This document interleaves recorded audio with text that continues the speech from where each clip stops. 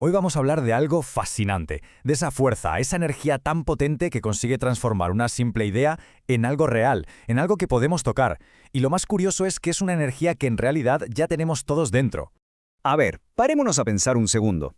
¿Qué es lo que hace falta para pasar de tener una idea genial a hacerla de verdad? ¿Cuál es ese motor, esa chispa que nos empuja a ponernos en marcha? Pues bien, esa fuerza tiene nombre y tiene una naturaleza muy concreta. Así que vamos a verla en detalle, a desglosarla para que se entienda perfectamente cómo funciona. Hablamos del principio masculino, también conocido como yang. Ojo, desde la perspectiva de la biodescodificación, esto no tiene nada que ver con ser hombre o mujer. Se refiere a la energía de la acción, de la lógica, esa fuerza que, como decíamos, materializa las cosas. Y esto es fundamental. Es una energía que está presente en todas las personas, sin excepción. Mirad, para que quede súper claro, vamos a usar una analogía muy sencilla. Imaginemos el plano de un arquitecto. Es la idea, ¿verdad? Es brillante, está todo ahí, pero sigue siendo solo papel. Para que eso se convierta en un edificio real, hace falta la acción yang. O sea, el trabajo del constructor que coge esos planos y, ladrillo a ladrillo, levanta la estructura. Pues así, exactamente así, es como se materializa una idea.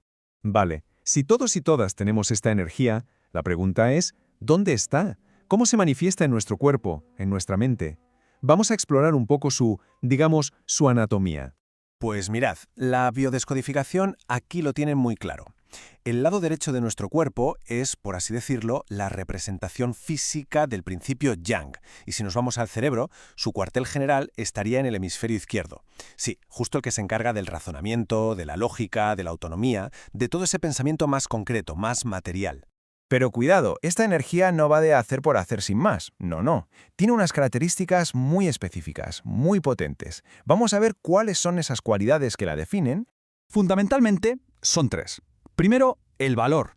El valor para afrontar lo que venga, los desafíos. Segundo, la potencia. Es decir, la fuerza, la capacidad para ejecutar, para llevar a cabo las tareas. Y tercero, la capacidad de proteger. Y no solo de proteger a los demás, sino también de proteger eso que creamos, nuestros proyectos, nuestras ideas.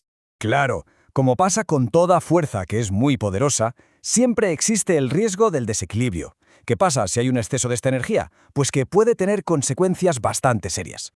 Y es curioso, si pensamos en su origen, muchas veces este lado yang lo desarrollamos por imitación, fijándonos en nuestro modelo paterno. Es como si heredáramos su manera de actuar, de enfrentarse al mundo.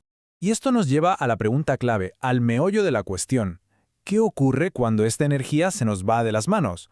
Cuando la lógica es excesiva, cuando el control lo quiere abarcar absolutamente todo. Pues el problema es muy claro.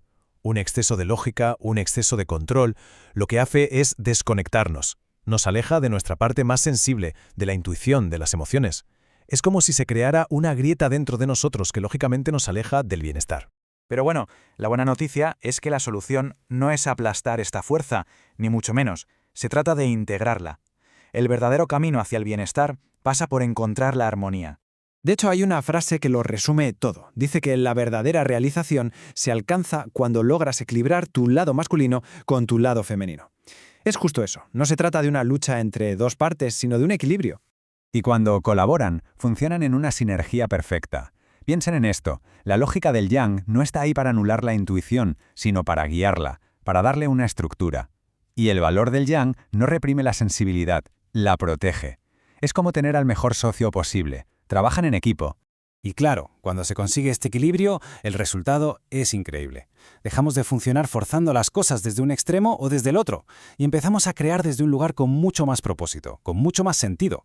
Hay otra frase que me parece que lo clava. Honra tu fuerza, pero no olvides tu corazón.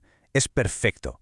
Reconoce todo tu poder de acción, toda tu fuerza, pero sin desconectarte nunca de la emoción, de la intuición, del corazón.